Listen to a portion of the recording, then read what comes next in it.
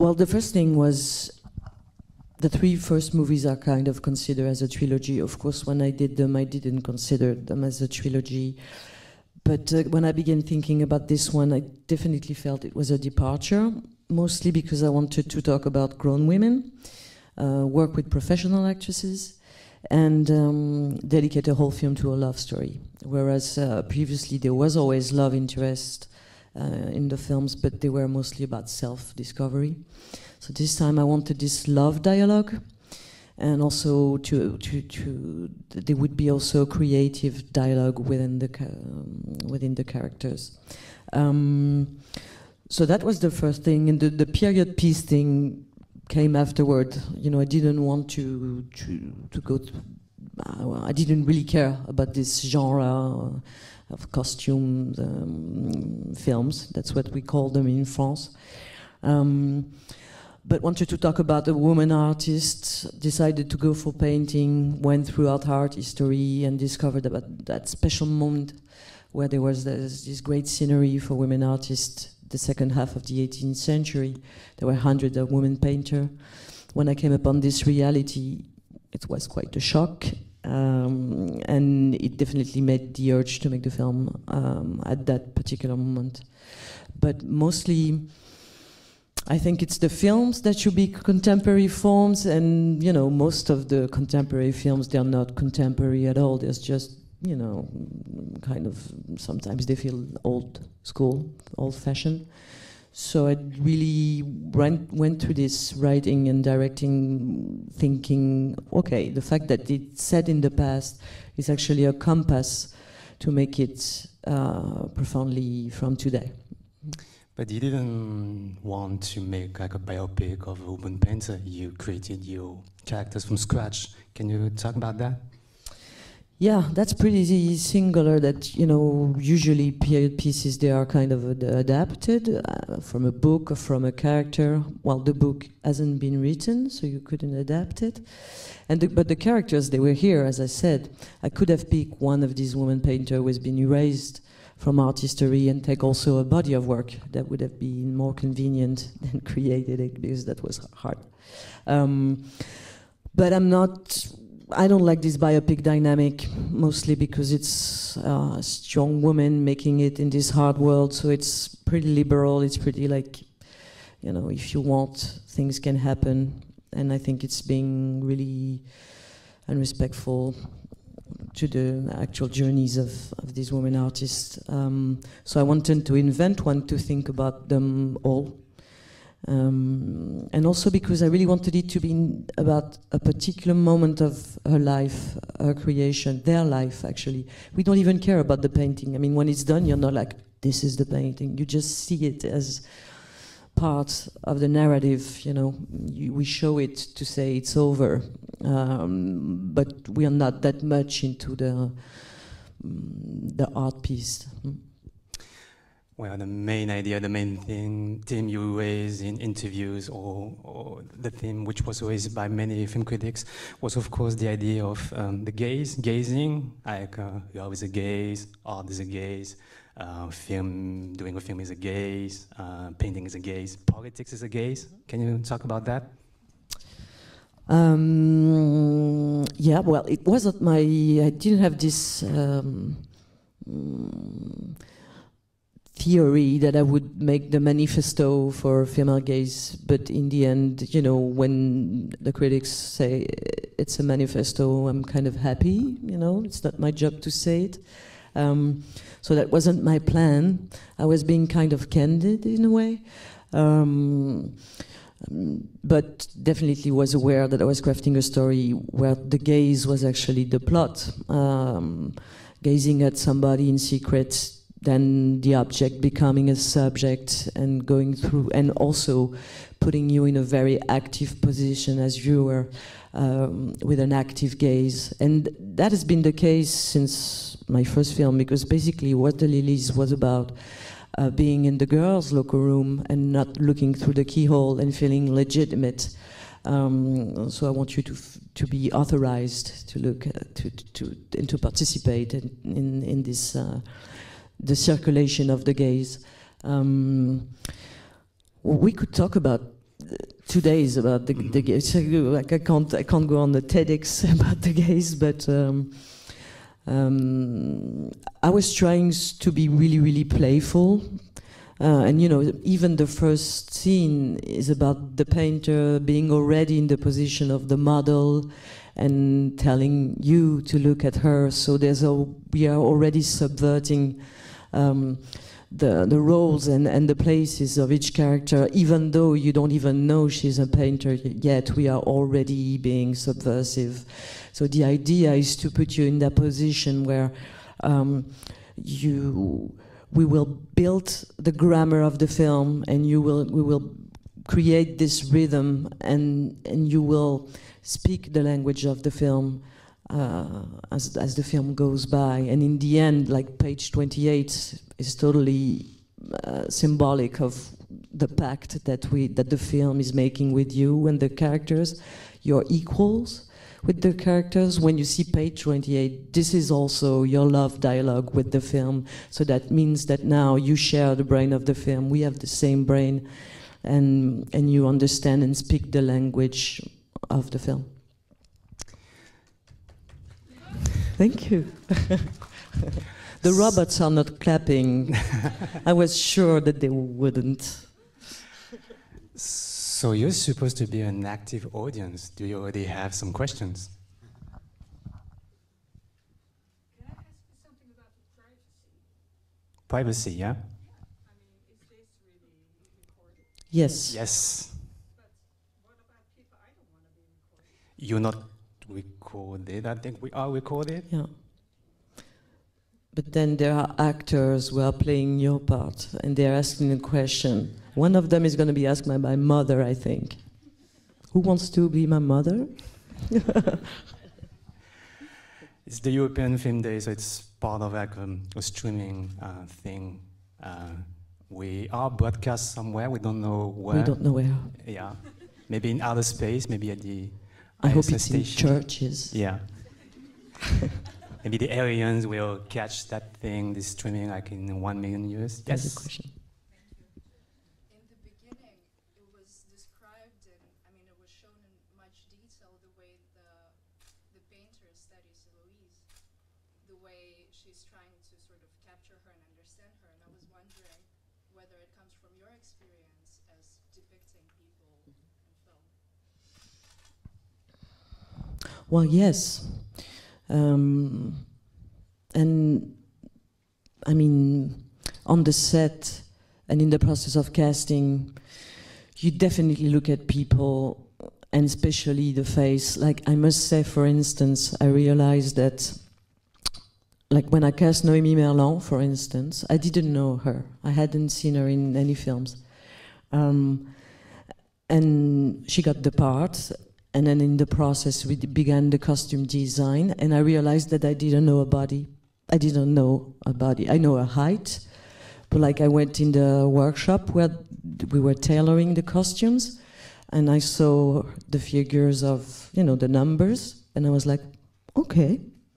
And, you know, it tells something, I think, that I think I'm always into the choreography of the faces, and actually even the beginning of a film is about discovering a face. And even the directing process, I direct the faces a lot. Like, I would tell them how to breathe, open your mouth, close your eyes.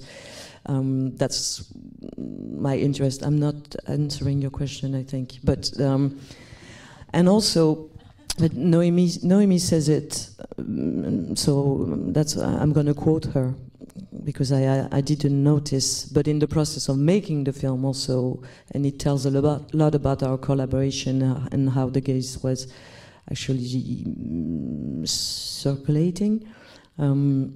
She would look at me, looking at Adele, to then, when I was doing like the short reverse shots, for instance, she would look at me, and sometimes I would just look and she would be, and I would be, like that.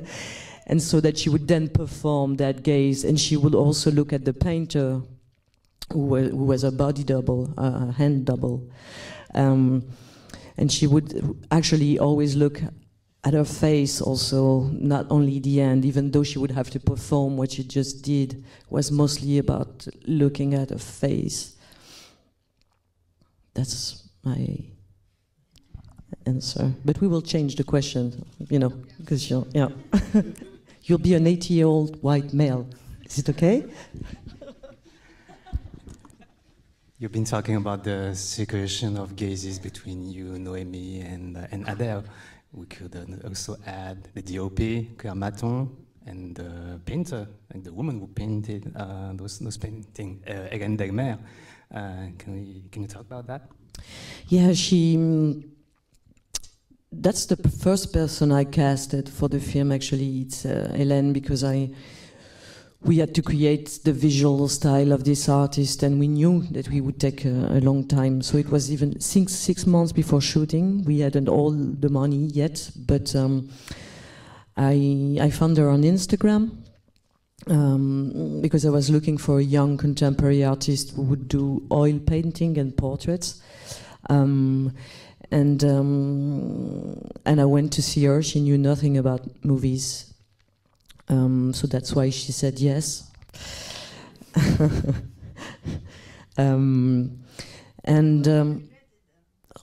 Why? Sorry? She regretted it? Because we didn't know how hard it was going to be. Because it's super hard to recreate the visual style of an 18th century painter, obviously. And we didn't try to make it that right, you know. That's why I decided to work with a contemporary artist and not as a copyist or a specialist, because we knew we were doing 2018th century, and I was interested in that. And as the movie was about a woman artist, a young woman artist, I wanted to work with a young woman artist. No, she said it killed her, but it was a beautiful death. And that she wouldn't do it for $1 million. No, but it's because each painting is a 70-hour job. And you know, we didn't shoot it chronologically, so she had to do so many frames, so many steps. Because we say, okay, today we're gonna do, when you do the eyes, so she would have to do just these figures, then the dress, and so we have 12 frames, I think. And there's also two portraits. So it was, really, really difficult job. There's an exhibition, actually. I think it's in Spain right now, of all the frames. And it's pretty cool. She enjoyed it. But, you know, retrospectively, I thought, oh, I haven't seen a painter invented in cinema. There's not many. Or it's, you know, it's Turner, it's Van Gogh, you know them, and you take the pleasure in seeing those art pieces, you know, being made. But inventing a painter, and an old-fashioned one, maybe inventing a Jackson Pollock is quite easy, I think. Especially because cinema always makes fun of contemporary painting, which I think is terrible. But that's another subject. Someone else, yeah? First of all, thank you for all of your movies, because I love them from the first one. And the transitions in the characters are very subtle for me, and I really love that. But how do you test what is subtle and very, how they evolve in the films? Well, you know, the movie is 2 hours long. Yeah. I know you know. I wish you would have said, oh, I thought it was an hour. It was just time flew by. But there's only 69 sequences, which is very few. I mean, a basic film has 100, basically. Also because people are making scenes where you just open the door.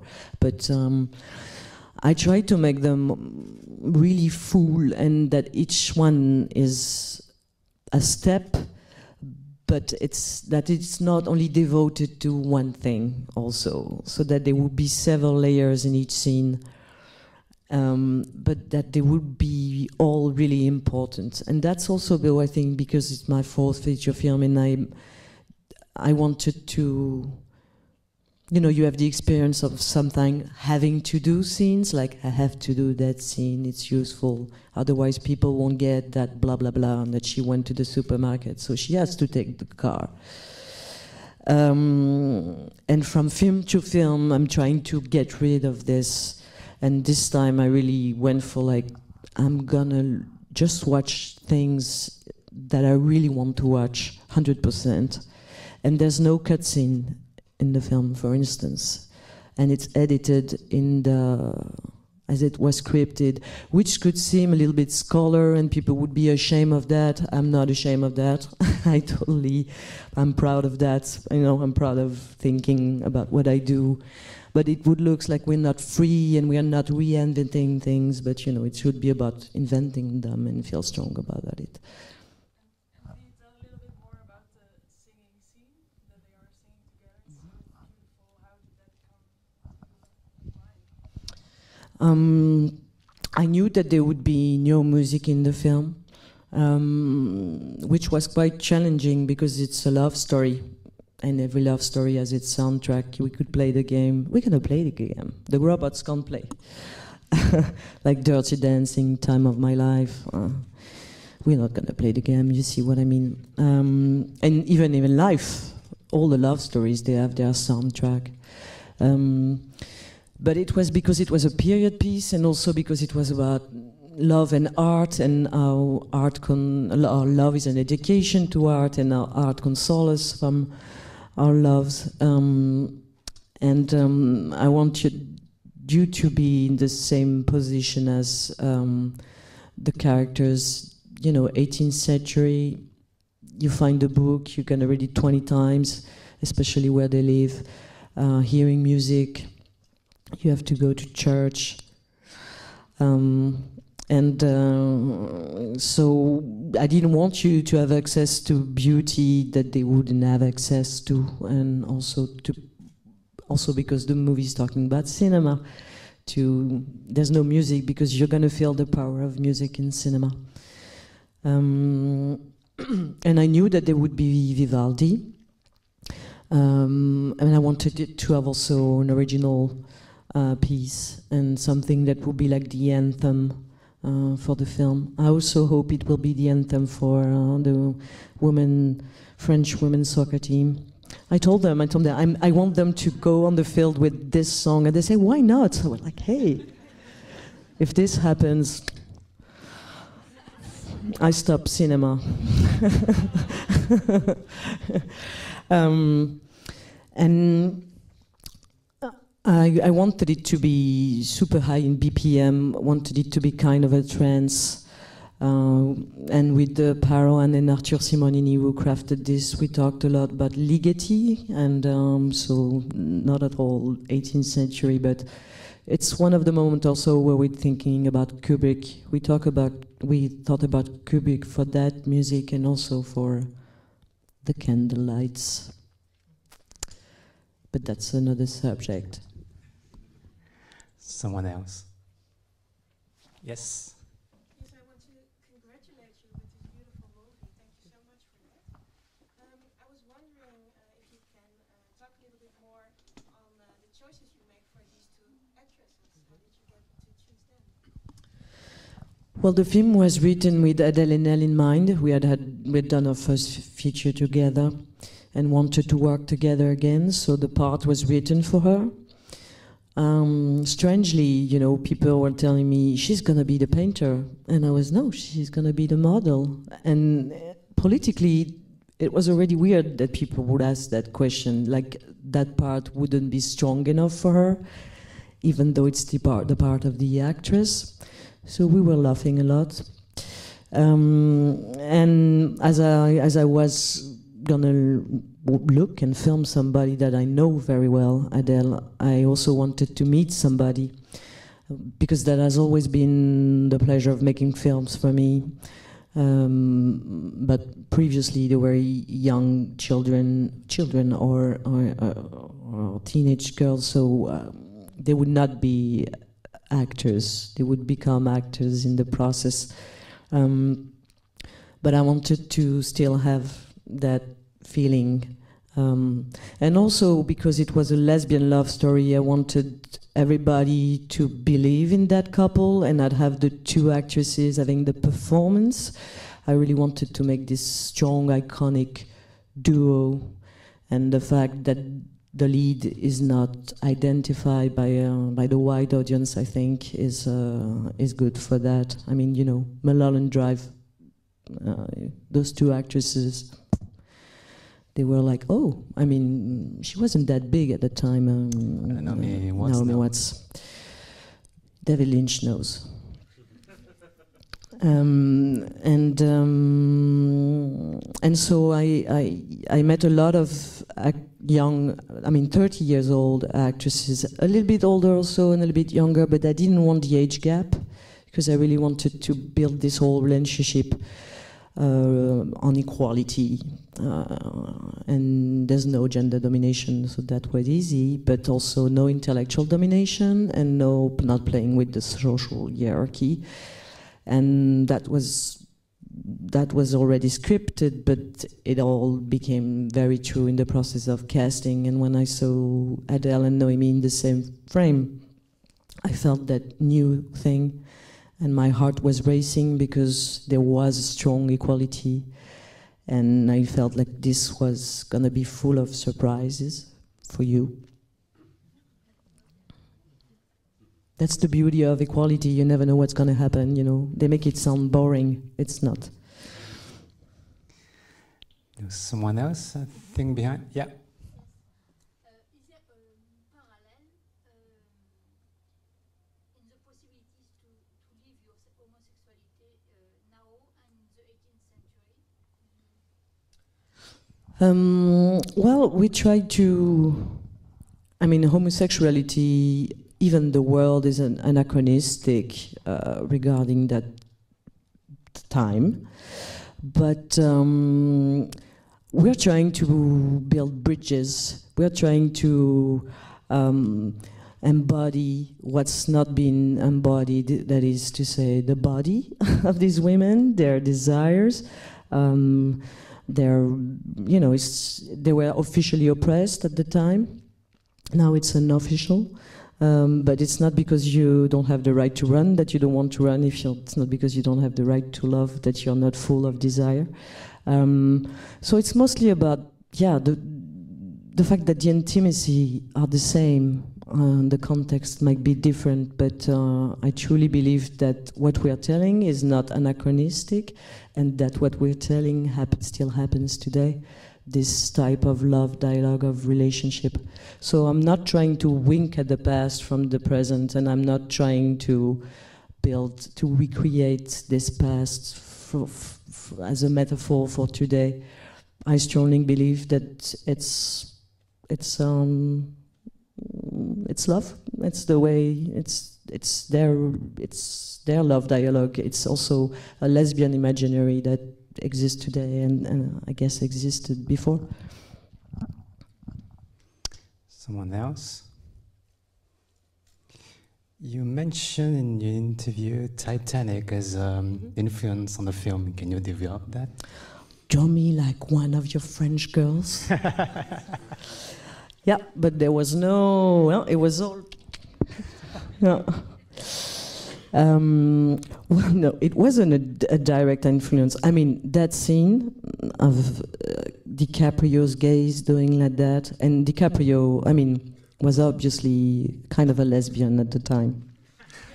Yes, that's why he was picked. That's why the movie was so, I think, universal. It's because they were so gender fluid, both of them. It's not a direct influence, it's just that I've been thinking a lot about the structure of the film because I wanted both the present of a love story and the memory of a love story, and the fact that it should be an emancipation, the fact that even though they don't add up together, it's a good thing for the character, the one that is alive anyway. And so I crafted this big flashback and this, and I felt, oh, this is good. And then I said, oh, this is Titanic. It's like this woman going back in the past, and then and then it's tragic, it ends, but it's cool because she got to ride horses and wear pants and live a life in America. So it's actually, I think it also explains the huge success of Titanic, and I don't understand why my film is not making millions actually. Should I put a boat? It's because it was a love story with with emancipation, with a power dynamic that was different, and the fact that it wasn't about Romeo and Juliet, also DiCaprio, but less interesting. It's not about dying together or getting all together. It's not about those storytelling that we had so many times. It was new because it was positive. I mean, and it was about her being more free and more alive and more intelligent and more everything after this love story. So that's why it has some common points. But nobody dies. And there was room on that door. There was room on that door. Everybody agrees that there was room. There was room on that door. That door wasn't designed well. Yeah. It's true. Someone else? Yes. I have a question about the location because it has quite a bit of character as well. And I was just wondering, did you have this location in mind and how did you choose it? You shot the film in Brittany. In Brittany, in Quiberon, which is named the Salvage Coast, Côte Sauvage. It's because there is no, I don't know how you say that, mobilier urbain? Nothing urban, signs, stuff. It's preserved, yeah. So you don't have to erase things after, you know. It's sauvage. And we shot 8 days there, all the exteriors, and then we shot in a castle in the Parisian banlieue.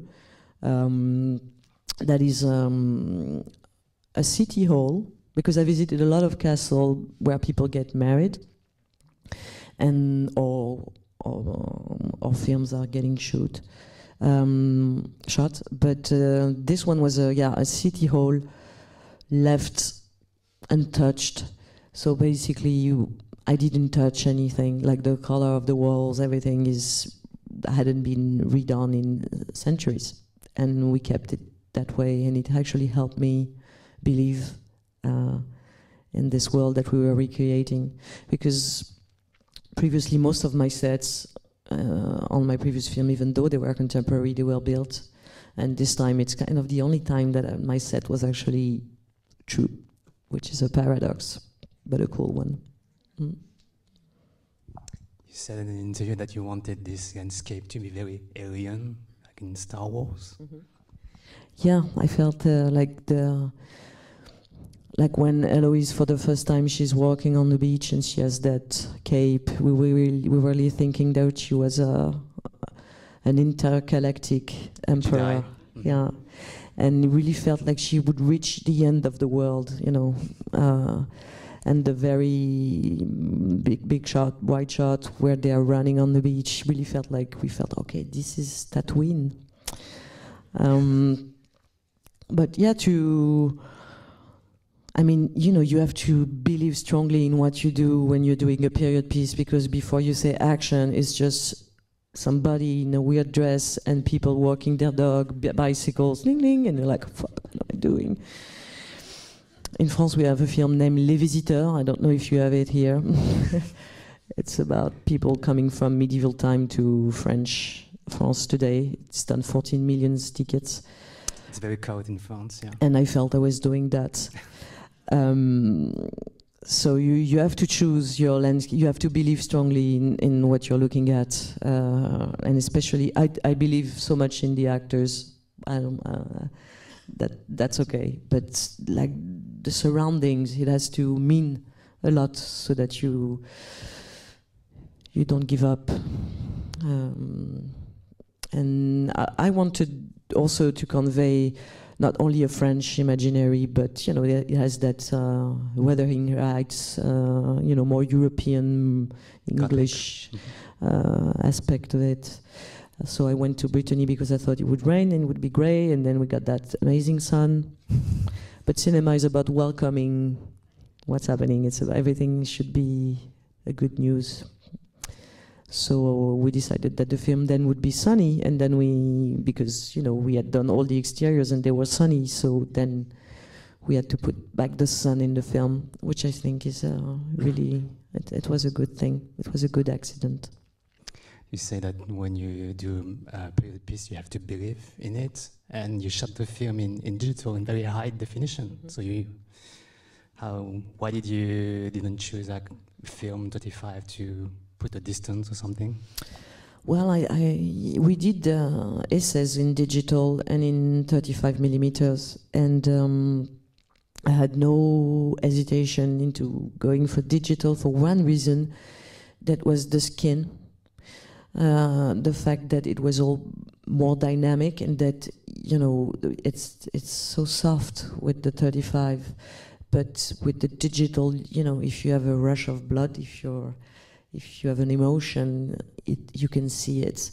And as we wanted to put back the blood in the bodies of these women, we decided to go for this, and we chose very, very high definition, also because of the painting. We wanted this to be shining, profound, that you would feel the painting. So that's why we decided to go for that. And it was very difficult because with this very, very high definition, there is focus, but like that, like the actresses sometimes, if you did that, they were blurry. Blurry? Yeah. So, and sometimes Adele would shout, I don't know, be very mad because she was yelled like that, and if she did that, it was dead. So imagine the last shot, the pressure on focus guy. He quitted. Someone else? The last question. Yes, lucky one. The scene where her dress catches on fire is very visually striking. I think it's also used as a poster for the movie. Mm-hmm. I was wondering, was that one of the first images you thought of for the movie, and is there some kind of story behind the creation of that? Mm-hmm.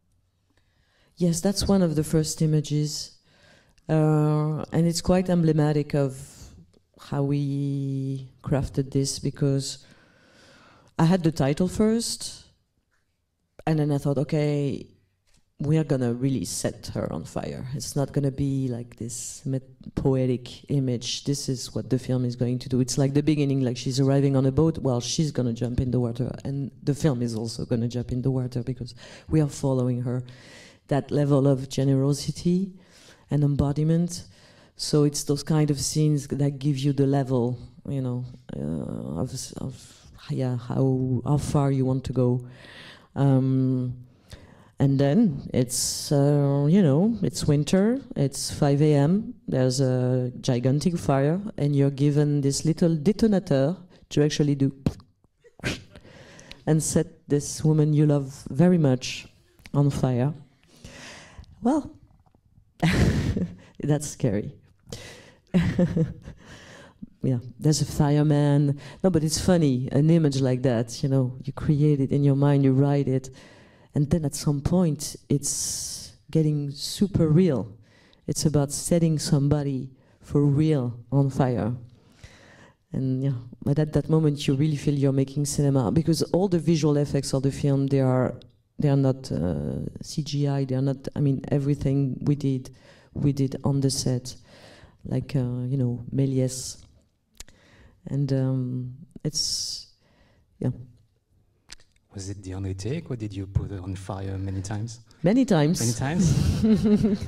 I had 3 times, and the second time was there was one time because she was standing behind the flames, so I would set her on fire and then didn't know how it will come out. So maybe it would come out this big or this.